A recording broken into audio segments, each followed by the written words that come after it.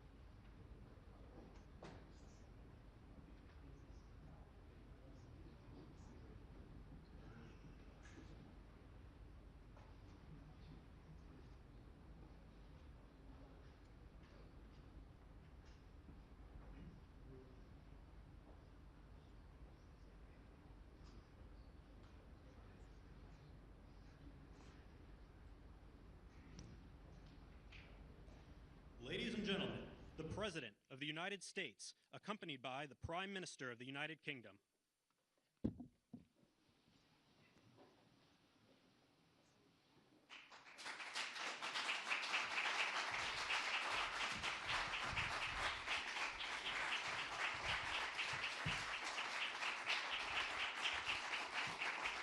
Thank you very much. Thank you very much. Great honor. Today it's my privilege to welcome the Prime Minister of a very special place, the United Kingdom, to the White House. Prime Minister Starmer, you've been terrific in our discussions. You're a very tough negotiator, however. I'm not sure I like that, but that's okay. Very, very special person.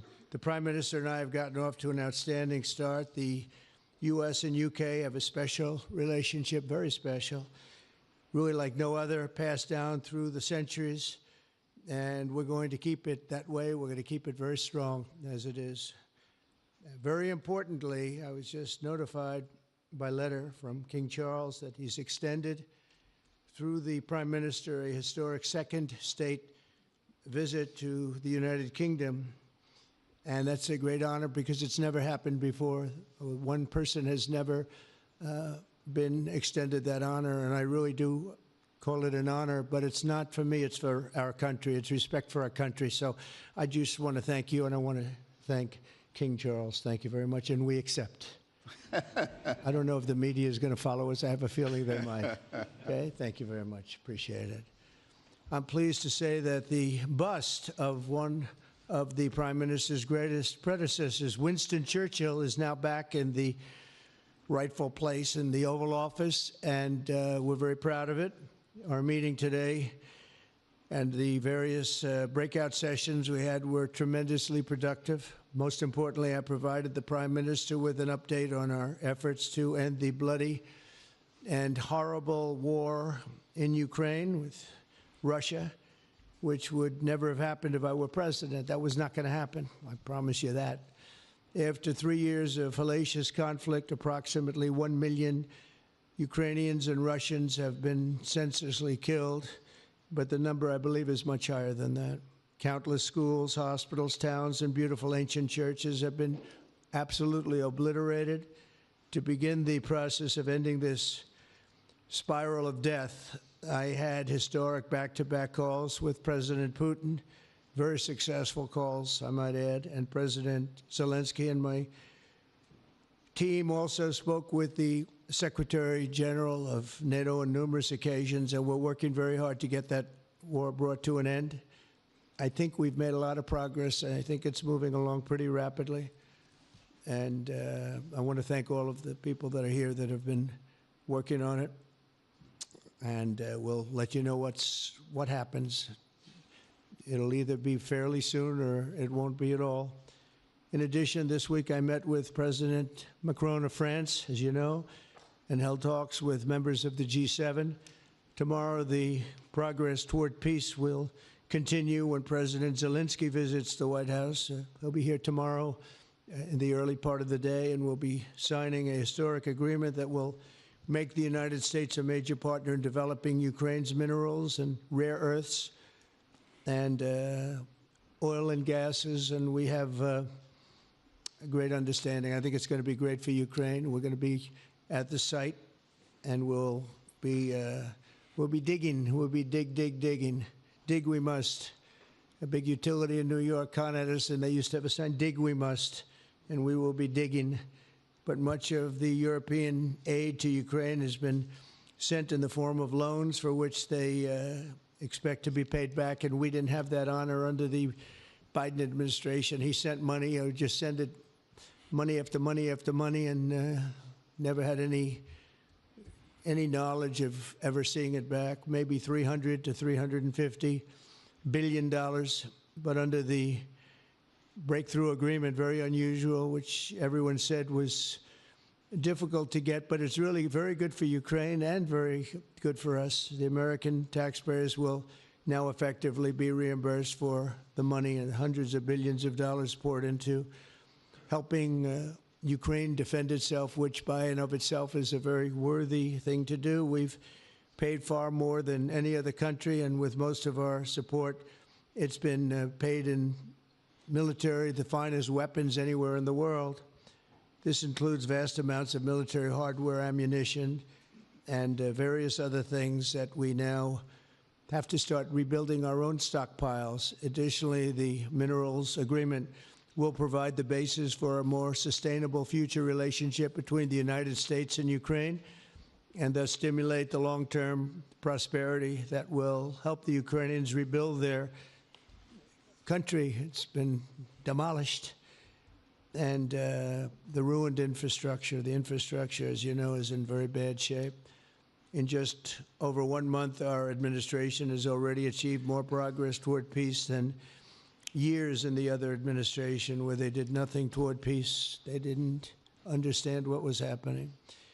Our approach is basically common sense. As I said, so many of the things that we do are based on common sense. If you want peace, you have to talk, both sides. As I discussed with Prime Minister Starmer, the next step we're making is toward a very achievable ceasefire. We hope that that can happen quickly, because thousands of young people, in this case, we're not talking about Americans, we're talking about Ukrainians and Russians are being killed every week, thousands. And it's a rough battlefield. It's a flat piece of land, and the bullet only stops when it hits somebody. And this week, I saw the reports, and it's I don't even want to say what they are, but thousands of people, young, vibrant people died. And we want to stop that. Senseless. Should have never happened. This will lay the groundwork for a long-term peace agreement that will return stability to Eastern Europe and hopefully ensure that such a terrible war will never happen on European soil, or for that matter, anywhere again. It's a horrible thing that's going on. The disaster in Ukraine shows exactly why it's so important for the United Kingdom and other NATO partners to make large investments in their defense capabilities. In many cases, 4% or 5% of GDP would be appropriate. I know that they're raising it. I just read an article, a great article, about the work you're doing in the UK as to the military. You're raising it quite a bit, which is a great thing to do for your country. It's a great thing to do. It's sad that we need that, but probably need that. So congratulations on that. I know you got it through. After years of chronic underfunding, there's an urgent need to catch up for some countries. And I want to thank the Prime Minister once again for traveling here today.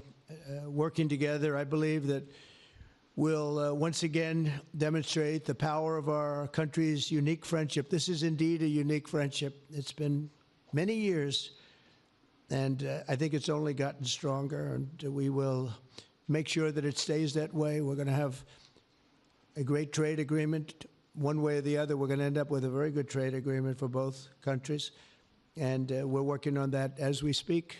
I think we'll have the confines. I think we'll have something maybe even in terms of possibilities agreed to very shortly. JD's working on it, Vice President, and Scott, and I'm just looking, this all from Mike. You're going to work on it. Everyone's going to work on it. We'll see if we can do something pretty quickly, but we're going to make some great trade agreements with the UK and with the Prime Minister, and it'll happen very quickly. So I just want to thank you again, and please thank King Charles for the invite, and I look forward to you giving our acceptance on behalf of the United States of America. Thank you very much, sir.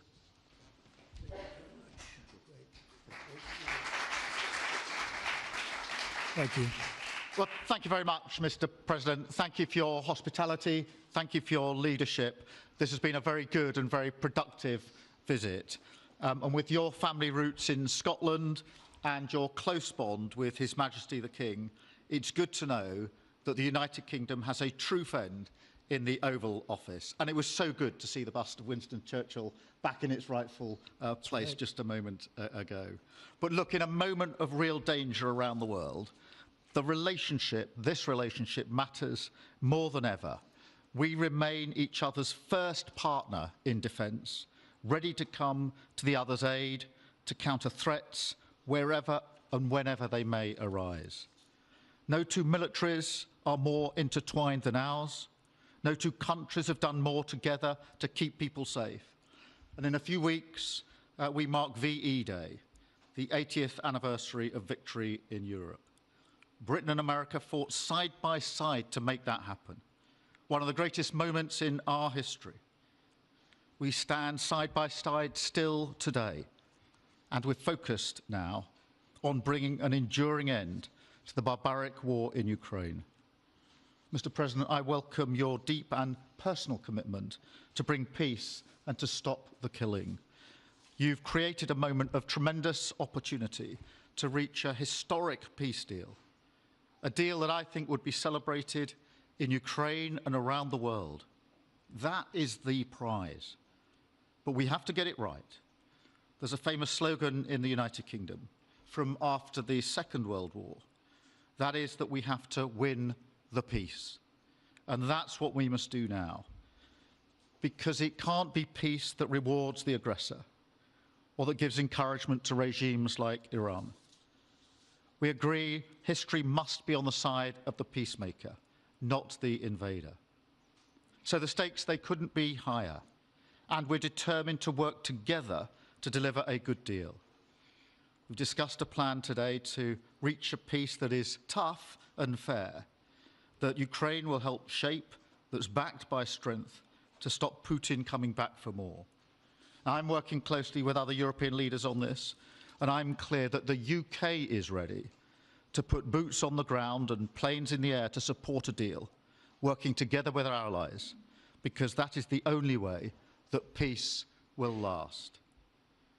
Mr. President, in this new era, you're also right that Europe must step up. And let me tell you now, I see the growing threats we face, and so the UK is all in. This year we'll be giving more military aid to Ukraine than ever, and just this week I've set out how we're shouldering more of the security burden. We're already one of the biggest spenders in NATO, and now we're going much further, delivering Britain's biggest sustained increase in defence spending since the Cold War. This isn't just talk, it's action, rebalancing the transatlantic alliance, making us all stronger, and standing up for our shared values and shared security, as Britain always has. And Mr. President, it's no secret we're from different political traditions, but there's a lot that we have in common. We believe it's not taking part that counts. What counts is winning. If you don't win, you don't deliver. And we're determined to deliver for the working people of Britain and America, who want and deserve to see their lives improve. So we're both in a hurry to get things done, and that's what the UK and US do when we work together. We win and we get things done. So we'll do what it takes to keep our people safe. We'll also work together to deliver some big economic wins that can benefit us both. We have a $1.5 trillion invested in each other's economies, creating over 2.5 million jobs across both economies. Our trading relationship is not just strong, it's fair, balanced, and reciprocal. We're leaders together in so many areas, ranked 1 and 2 in the world as investment destinations, 1 and 2 for universities, 1 and 2 for Nobel Prizes, 1 and 2 in golf as well, by the way, and we're the only 2 Western countries with trillion-dollar tech sectors, leaders in AI. And look, we take a similar approach on this issue. Instead of over-regulating these new technologies, we're seizing the opportunities that they offer. So we've decided today to go further, to begin work on a new economic deal with advanced technology at its core. Look, our 2 nations together shaped the great technological innovations of the last century.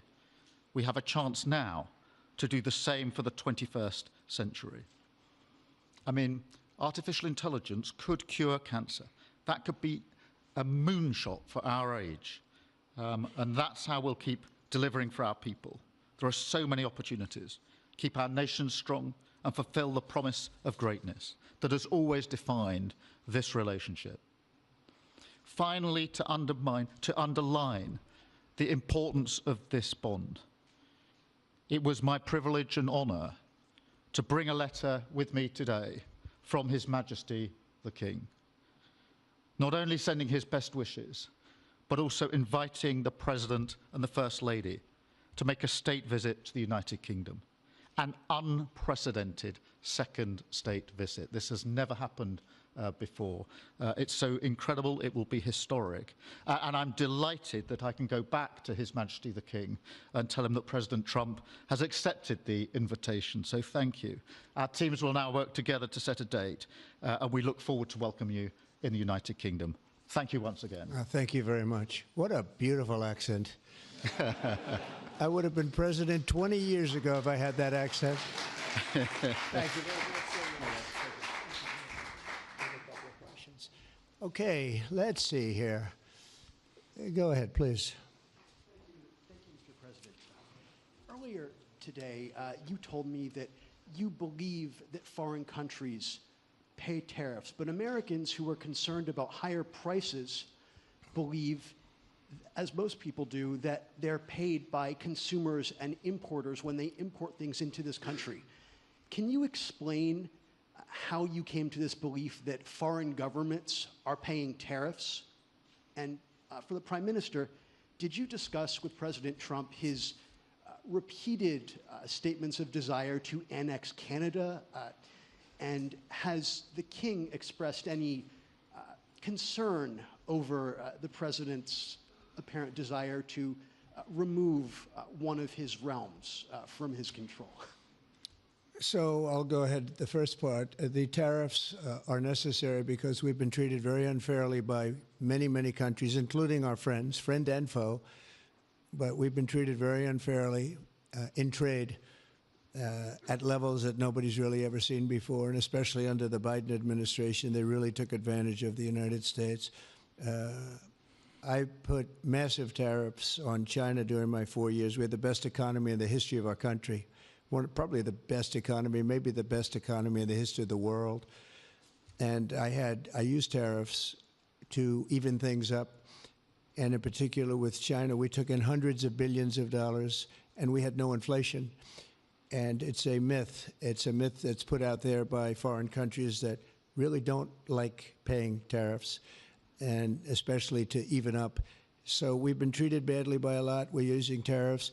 And I find, and you just have to look at the numbers, but I find that it's not about inflation, it's about fairness, and the inflation for us has not existed, and I don't think it's going to exist. We're going to bring our car industry back, we're going to bring our chips back, we're going to bring so many things back to our country, including pharmaceuticals and drugs, and the thing that's going to get us there is tariffs. And I say often, it's my favorite word in the dictionary, but I always preface that by saying now, because I got into a lot of trouble with the fake news where they say that's not good, so I say God, love, family, wife, they're all my favorite words, but tariff is about number 4 or 5 on the list.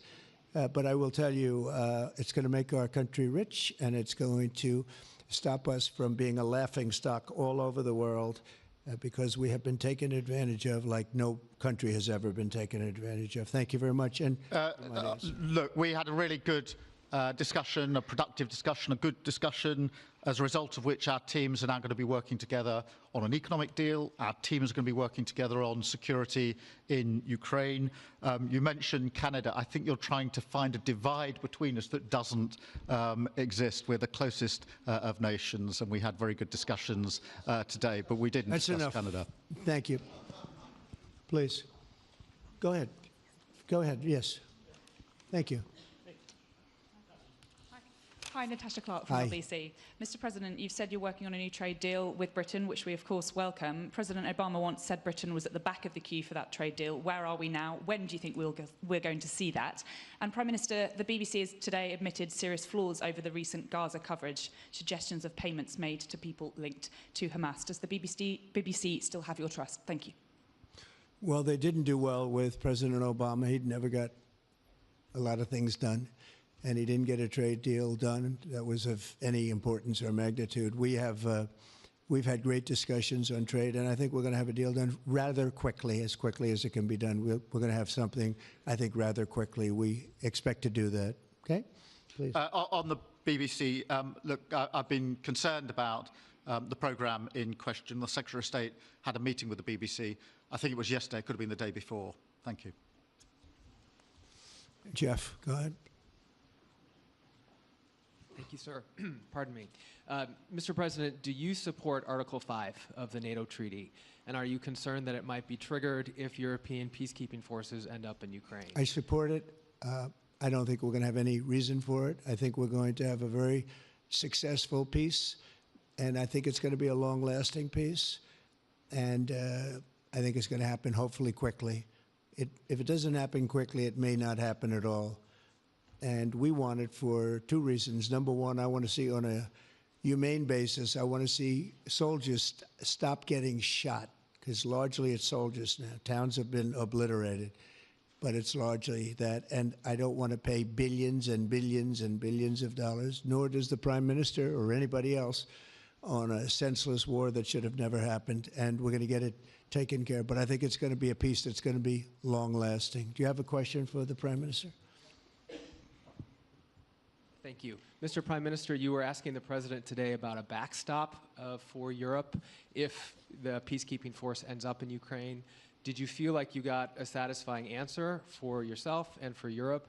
And Mr. President, if you want to comment on that as well, please do. I thought we had a very productive discussion. Obviously, as the President says, the deal has to come first. But yes, our teams are going to be talking about how we make sure that deal sticks, is lasting and enforced. So our teams will be talking about that. Okay. Please, Blue.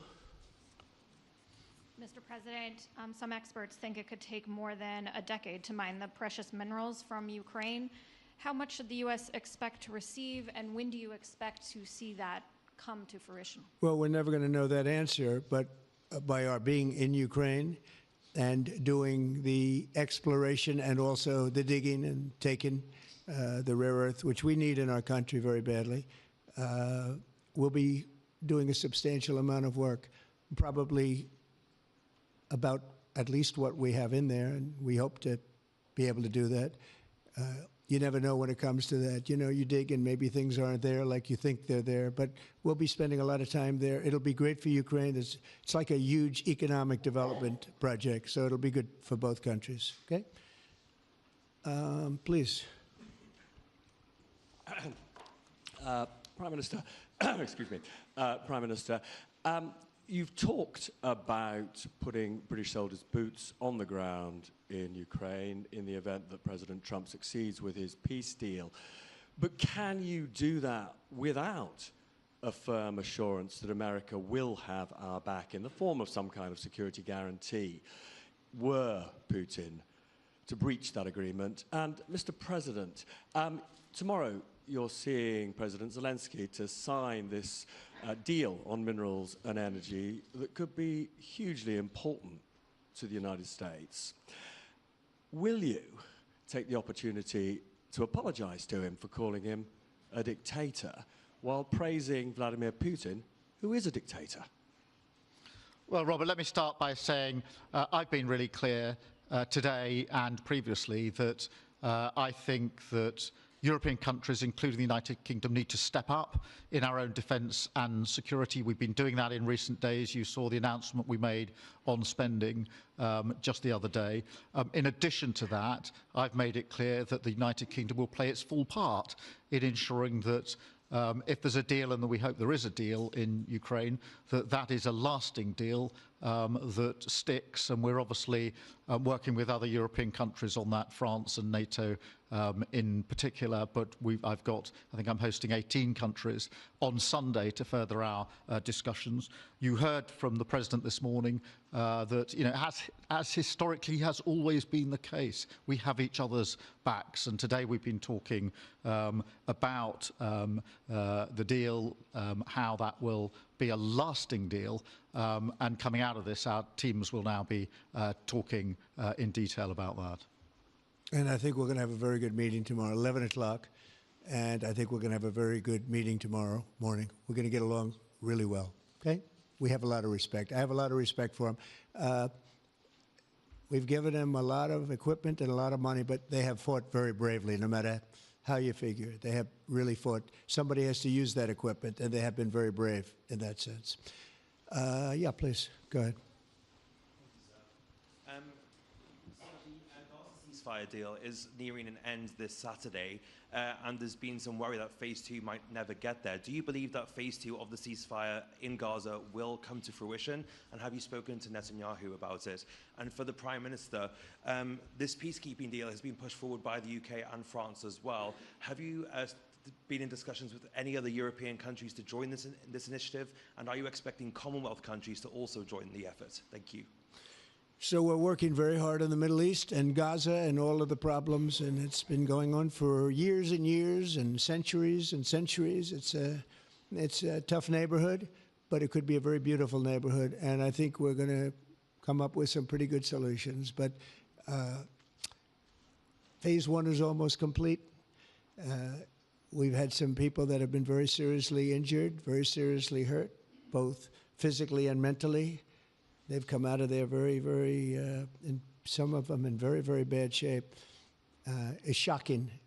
Many young people aren't in bad shape. Young people are strong, healthy. They don't die. People have come out dead, young people and old people. It's a rough situation, but I think we're going to make it much better, and I think that we've had a huge impact on that since we've been in just the 4 weeks. I think we've had a huge impact on Gaza, the Middle East, and we have some pretty good talks going on concerning lots of other people that are going to make it better. So we'll see what happens. Nobody really knows, but we'll see what happens. But I think we've had a very positive impact. Prime Minister? Yeah, on the question of the European countries, yes, I've spoken to a number of countries, particularly in the last few weeks. We had a meeting in Paris last week. I've got a meeting on Sunday with 18 countries to further our discussions. Obviously, we've been talking quite intensely to our French colleagues and to NATO, but to other countries as well, because, as I say, I think it's important for European countries, including the United Kingdom, to step up and do more in the defence and security of Europe and our continent and the United Kingdom, and we'll do so. Well, we're talking to a number of other countries. Thank you. Yes, in the red, please. Pink red, flaming red. Is it me or her? Go ahead. Okay, thank you, Mr. President. A question on Ukraine. Number one is, if you're not considering the security guarantees, are you open to other forms of, for example, intelligence cooperation with Ukraine? And Mr. Prime Minister, President Trump has proposed a plan for Gaza. Does this fit into the two-state solution that the UK held for a long time? Do you see it fit into your general Middle Eastern strategy? Thank you so much. Yeah, thank you very much. We're open to many things, but before I even think about that, that's almost pleasant to think about because that would mean that peace has been arrived at. We have to arrive at that peace. And, you know, you went 3.5 years with an administration that never even really had a meeting. They didn't have a meeting on peace. And there was no prospect of peace. I think, frankly, Russia wanted to go through the whole long deal. I don't think they do anymore. I don't think they do. We had a very big impact on that whole situation. But I don't like talking about phase 2 until I get phase 1. Phase 1 is I have to make peace. And we have to get Russia to agree. We have to get Ukraine to agree. And I think we will, I think we've come a long way. I believe we're going to get it done. I wouldn't say that if I didn't think so. And I think it will be very important, very historic, and we're going to save a lot of lives. On the question of Gaza, the last few weeks of the ceasefire have been very impactful. And for me, there are two images that I remember more than any other. The first is Emily Damari, who is British, being reunited with her mother. You may remember she had her fingers missing after what she endured. That was an incredible moment. I'd spent a lot of time with her mother whilst she was held captive, and her mother went through absolute torture. The other image was thousands of Palestinians marching through rubble, trying to return to their communities and their homes. So we have to do everything we can to ensure that the ceasefire continues, so that more hostages can be returned, so that aid can be brought in that's desperately needed. We need to allow Palestinians to return and to rebuild their lives, and we must all support them in doing that. And yes, I believe that the two-state solution is ultimately the only way for a lasting peace in the region. And think of that, she came home with her fingers and part of her hand blown off. That's terrible. How bad does it get? And we had others that came home in much worse shape than that. Yeah. It's a terrible situation. Please, yes. Thank you. Mr. President, did our Prime Minister persuade you not to put tariffs on the UK? And if I may, Prime Minister, do you think that Vladimir Putin is a man who will keep his word? Thanks. He tried. He was working hard, I'll tell you that.